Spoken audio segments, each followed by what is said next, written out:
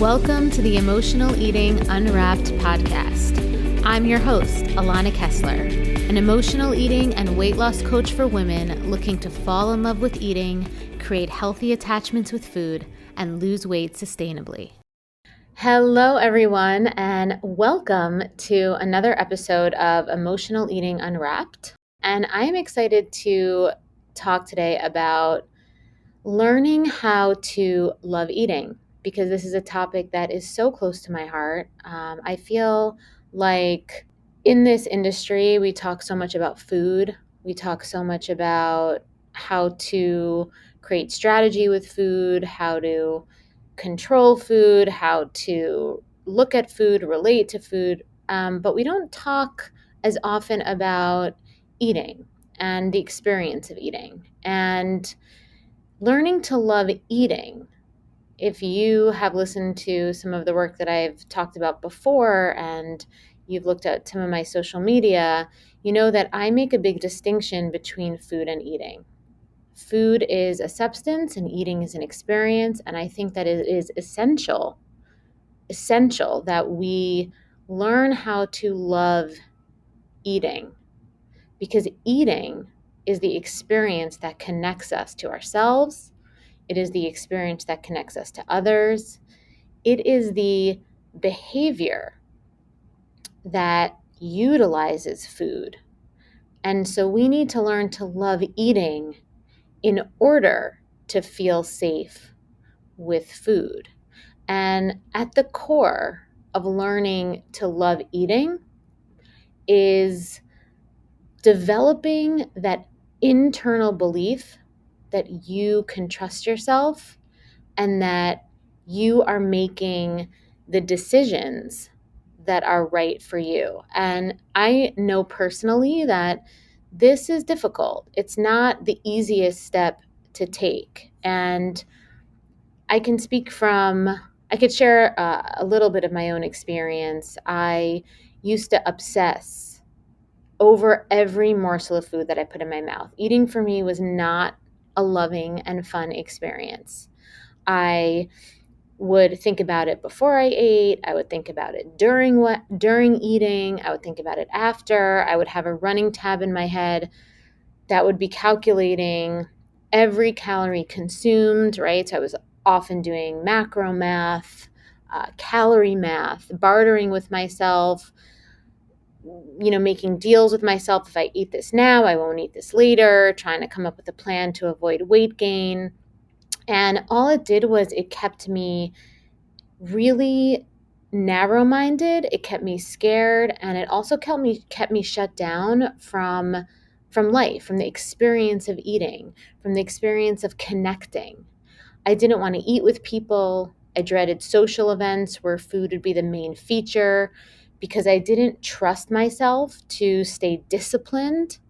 Right? Discipline was always a really big running theme. Willpower was a big running theme. Fear of losing control, fear of binging, fear of feeling like a failure, like I didn't control myself well enough, and so I would just let myself go. There were so many fears, judgments that I had around eating, that loving eating was definitely not something that I was experiencing when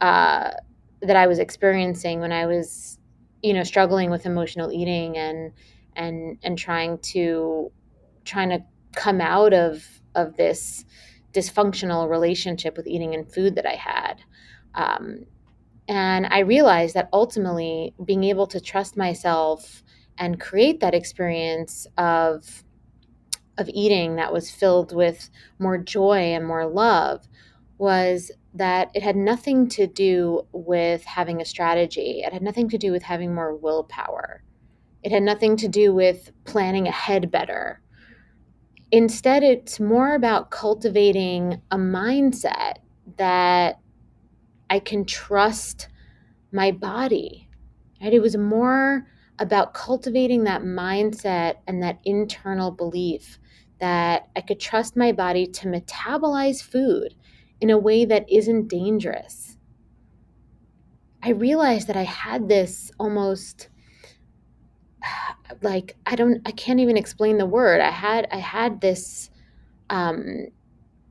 contrarian, almost almost like I was fighting against food, that I didn't trust that it would metabolize in my body in a way that wouldn't create havoc, that wouldn't make me upset, depressed, sad, guilty, shameful.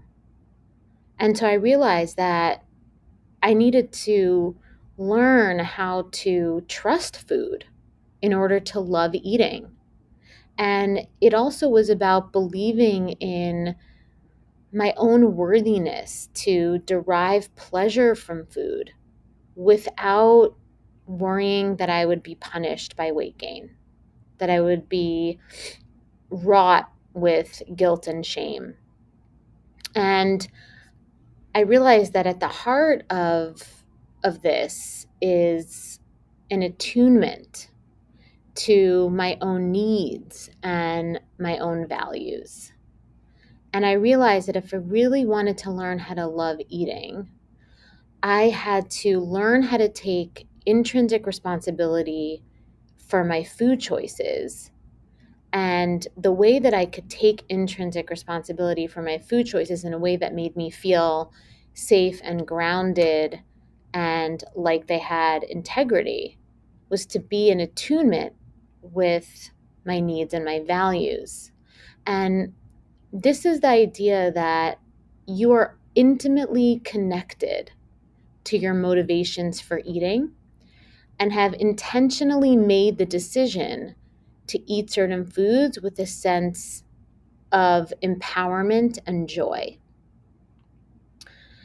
And you believe on a deep level that you can internally be the one who gives yourself permission to eat food with the knowing that your weight and your sense of self is intact, instead of relying on external methods like meal plans, calorie counting, macro counting, restrictive diets, whatever it is, some sort of external construct that you're following. Okay, so these two things are so important when you want to cultivate a loving relationship with eating. You're intimately connected to your motivations for eating, and you intentionally make the choice to eat certain foods with a sense of empowerment and joy because you feel worthy of that.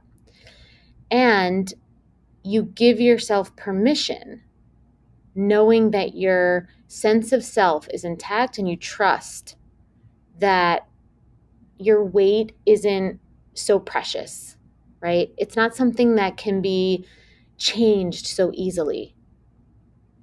Okay? It's about embracing the fact that you have the ability and the self-agency to set your own path. That following your own motivation, your own desire, your own internal permission is okay. You don't only get permission to eat things that you love because the external construct plan, the meal plan, the macro math told you it's okay. Right? You believe that your internal compass is enough.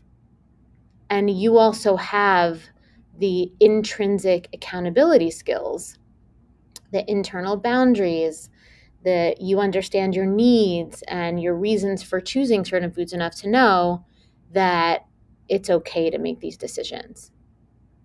So rather than adhering to a one-size-fits-all plan, the focus is shifted to personal empowerment by growing the skill of making decisions, making choices. And once you make those choices, you feel into how those choices make you feel. And then you iterate your next choices based on that feedback. And this is the key to learning how to love eating. So I'm not going to lie to you and say that there are going to be some choices that you follow on, you make a choice from your own motivation, your own internal compass, and you feel like shit. that might happen. But instead of feeling ashamed or like a failure, you take that information as feedback and you make a different choice next time. And so you build a loving relationship with eating. It's not something that you can just plug into from a program. You build it through making a choice, getting the feedback, and then making another choice, getting the feedback, right? It's a constant loop that you continue to do over and over again. Okay? Because when we really look at the value of diets like macro counting and meal planning within a calorie limit, the major function that it offers, the major benefit that it offers is that it removes the discomfort of the lack of certainty that making a choice results in. So if you're being really honest with what the real benefit of macro counting, calorie counting, a point system, a meal plan is, that it basically takes away the discomfort of the feedback loop that I just described. It takes away having to make a decision that has uncertainty, try it out, feel into how it really makes you feel, take responsibility for that, come up with, ways to, and then come up with your own individual ways to make it better next time. It's much easier to have a preset plan. It's much easier to not have to be in the nuance, to not have to be in the messy middle. And that's what these diets, and I'm going to call these things a diet because they are, that's the real benefit if you're being honest. And I know for me that was the benefit. And every time that I tried a new one, I felt a relief that, I felt a relief and I felt an excitement. But when I look back, what I was really relieved about was that I didn't have to make decisions anymore. Someone just gave me a plan that I could follow, and that was that. And ultimately, this avoidance of making decisions out of fear that we're going to do the wrong thing and that we're going to end up gaining weight, or we're going to end up feeling bad about ourselves, or we're going to end up feeling bloated, strips us of the deep trust in ourselves that we're yearning for, because we have to build the trust in ourselves and we have to build the love for eating.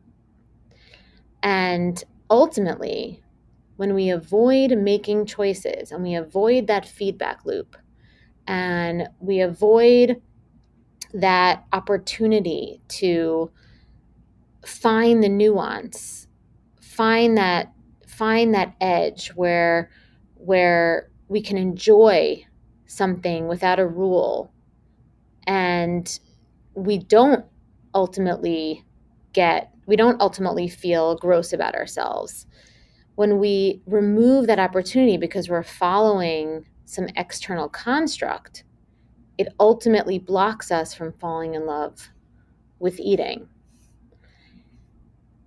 At the end of the day, food in its essence is completely neutral. It holds no moral value. Food is not good. Food is not bad. It's not a reward, nor is it a punishment. It's a source of nourishment. At the core, food is completely functional, right? It provides nutrition. It can provide a sensational experience for us, right? It really, but ultimately, it's not a scary thing. Now, there are foods that you'll like more than others. There are meals, like I said, where you are seeking a sensational or emotional or memorable experience. And that's okay. It's okay to want to turn to food for a certain sensation or to have a certain experience. But ultimately, there's no good foods, there's no bad foods. And for me, allowing eating to encompass this nuance without having to log or pre-log or adhering to some plan for permission and a sense of safety, this is one of the most important keys for my 40-pound weight loss, for my overcoming my emotional eating and my really dysfunctional relationship with food, using food as a means for comfort, using food as a means for numbing, right? When I stopped doing that, it allowed me to sustain this really deep enjoyment in my experiences eating, and has allowed me to maintain this 40-pound weight loss for over a decade. And it really has happened because I trust my own decisions. I allow myself to experiment with different foods, and I'm not scared. I'm not scared. I'm not scared that a food is going to all of a sudden be that powerful that I'm going to feel like complete crap, or that I'm going to gain a ton of weight. Because the truth is, I used to be addicted to the number on the scale, and I would completely judge myself based off of it. My eating choices would be dictated by it, and I had no ability to ride out even the smallest of weight fluctuations without feeling like a failure. This is the truth. I used to only allow myself the permission to eat food like pizza and ice cream as a reward if my weight was the right weight that I wanted it to be.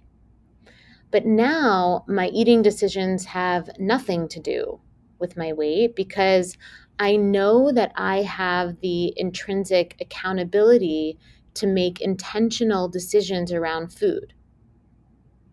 I know that I'm safe with my choices around food.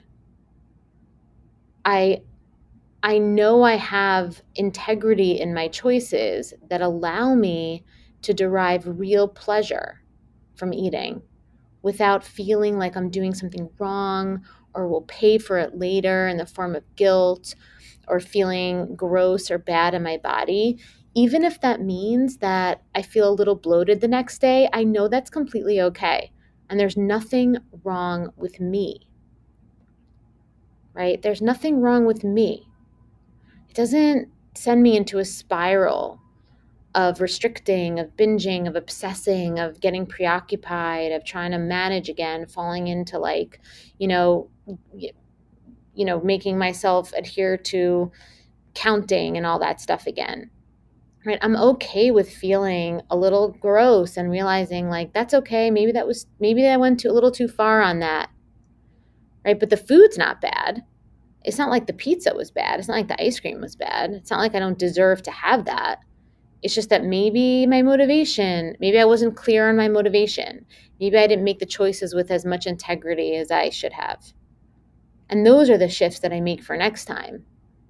Right? I'm more attuned to what is my motivation. I'm more attuned to, is this an intentional choice made from a place of integrity? But ultimately, I know that there's nothing wrong with me. I'm not worried that something is going to be wrong with me. And at the end of the day, I can love food because that concept that nothing is wrong with me means that I love myself. And I can love food because I love myself. And the truth is, you should have the freedom to enjoy and derive pleasure from all the foods you love while navigating a journey of weight loss. Like really see if you let yourself even go here. Imagine savoring the richness of a chocolate cake or the creaminess of like a fettuccine Alfredo or like the cheese pull of a pizza or like a cheese stick, right? Without any guilt or fear, right? Imagine not having to feel bad.